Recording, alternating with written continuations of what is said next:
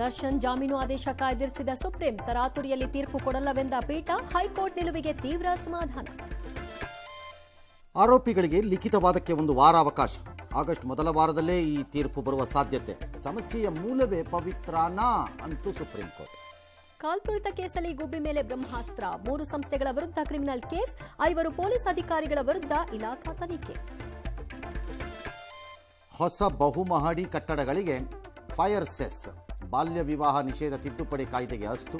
ಪುರೋಹಿತರು ಮಧ್ಯಸ್ಥಿಕೆದಾರರು ಯಾರಾದರೂ ಬಂದ್ರೆ ಅವ್ರಿಗೂ ಕೇಸು. ಮಹದಾಯಿ ಯೋಜನೆಗೆ ಮತ್ತೆ ಗೋವಾ ಕಿರೇಕ, ತಡಿಲಿ ನೋಡೋಣ ಅಂತ ಡಿಕೆಶಿ ಸವಾಲ್, ರಾಜ್ಯದ ಸಂಸದರ ಹೋರಾಟಕ್ಕೆ ಸರ್ಕಾರ ಕರೆ.